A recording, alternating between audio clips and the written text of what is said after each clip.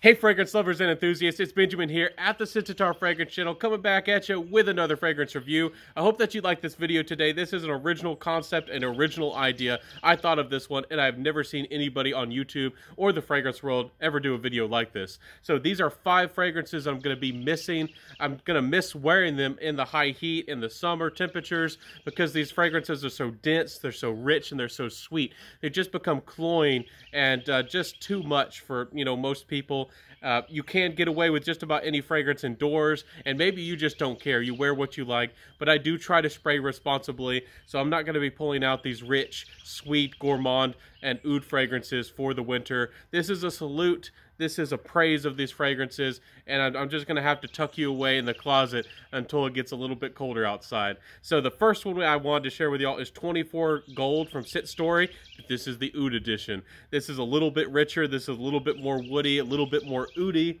And this is one of my strongest fragrances in my collection. This is one of those almost Calumet block fragrances, a gourmand oud fragrance. Very rich, very sweet, and very intoxicating.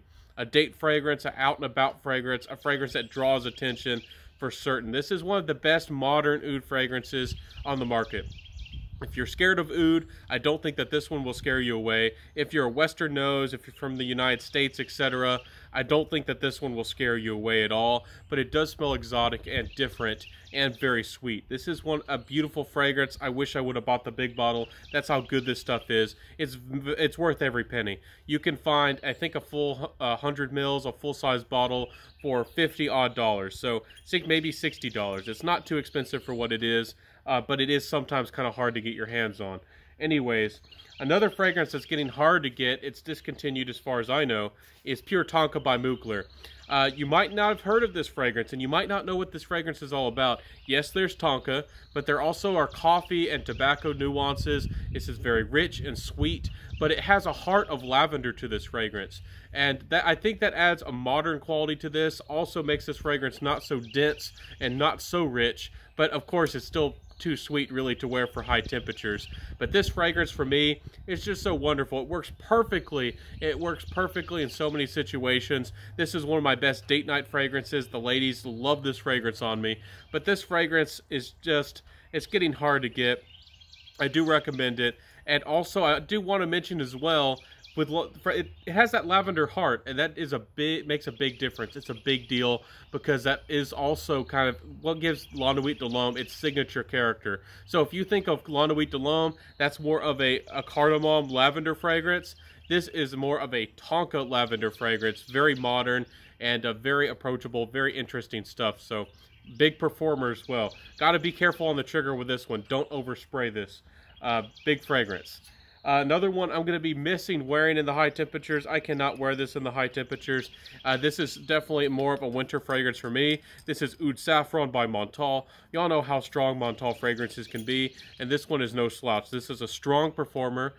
This one is a saffron heavy fragrance, and the saffron here does have a leathery kind of tone and a leathery kind of feel. I adore this fragrance. It's a big performer, it's a big projector, and it smells very exotic to most Western noses. They've never smelled saffron. Saffron is not a note that most people smelled. Most people have never seen saffron, and maybe not even ever heard of saffron.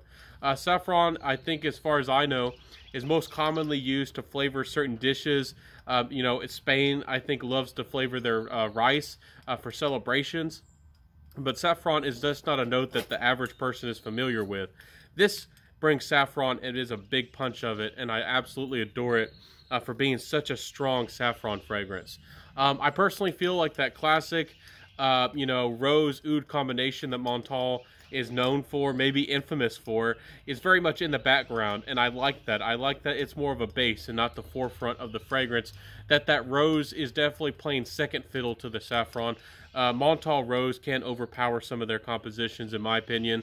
More of a Bulgarian rose, but here it's definitely toned back, and I love that about this fragrance. One of my favorite fragrances, but sadly I can't wear it for the high heat. I can't do it. The next one is a very posh fragrance. This is a high-end fragrance. Some of these fragrances are kind of expensive, and some of them are affordable. This one is the more expensive one. This is Floris Leather Oud. This is a little bit more of a gentleman's fragrance. It's a little bit more well-rounded and smooth. It almost smells a little bit more woody. It definitely does smell leathery and exotic, but it's not the most complex fragrance. It doesn't change a lot. It doesn't really have any citrus in the opening to invite you, and it's not sweet. It's not playful. So this one definitely smells more of like a gentleman's fragrance, but I still feel like it's modern and wearable enough. If you're a leather lover, if you love, more modern leather fragrances, this is definitely one you got to try. But if you're more of a younger man trying to be attractive to the ladies, this is probably not what you want. But if you want to smell like a posh English gentleman, maybe who owns horses and rides horses all day, this is definitely a beautiful fragrance. It definitely smells very upscale. I personally really love fragrances that make me smell classy and feel classy. I really like fragrances that can do that for me in my world. That's one reason, for example, I love Lalique Pour Homme so much. This fragrance, gorgeous, beautiful stuff, smells very upscale, very classy, very respectable, a little bit mature perhaps, a little bit, but still very good, a very good fragrance, no doubt about it. The last fragrance I wanted to share with you might be one of the best out of this list. It might be the best out of the list. This is this is none other than Sacred by Louis Cardon. A wonderful fragrance, more of a gourmand amber fragrance. You probably have never come across a fragrance like this before. It's very gourmand and sweet and rich, and with amber, but also the amber can often get a little bit too gooey, a little bit too resinous, a little bit too sticky, and here it's the fragrance is given a little bit of lift. It's not brightened exactly like what a citrus would do, what a grapefruit or a bergamot would do, but the feel of the fragrance and the tone is brought up a little bit, so it's not too dark and not too cloying and not too sweet with musk. It has all kinds of different musk, and I love how this fragrance is well-rounded. I love the amber tones. I love the richness of the fragrance and the sweetness. This is one of my favorite fragrances in my collection, and I'm really going to miss wearing this one. It's just too heavy. It's just too dense. It's just too rich for, the sweet, just for the high heat, and it's just not going to work. So I'm going to wrap up this video, but I want to know, do you love rich fragrances? Do you love more complex fragrances? I tend to not like the blue fragrances, the citrus fragrances, and all those playful fragrances that are so modern. The average fragrances you can find at your mall, I'm not attracted to those. Those don't work for me. I like heavier, richer fragrances. I like woody notes. I love gourmand qualities in fragrances. I like smelling rich and intoxicating with patchoulis and tonkas, tobaccos, and coffees. Anyways, let me know. Did you enjoy this list? What are some of your favorite fragrances that you're going to have to put in the vault, put in the closet, lock up, and they're going to have to be released, later on in the cold seasons? I would love to know what your choices are and what you thought about this list. Again, this is original video, original concept, and I try to be creative on here at the Syd Story Fragrance channel. Let me know, did you like this content? Did you like this video? I hope that you enjoyed it today. Anyways, I'll see you next time, my friends.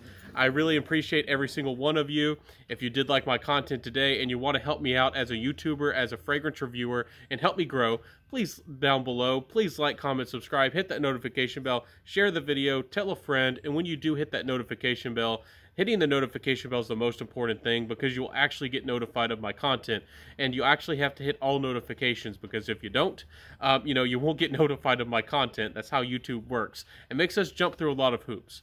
Anyways, I'll see you next time, my friends. I wish you the very, very best. Be safe out there, and enjoy your fragrances. I'll see you next time, my friends. Summer and spring content is on the way, so best wishes, my friends. Wear what you love and rock what you got. And have a peace out, my friends, and bye.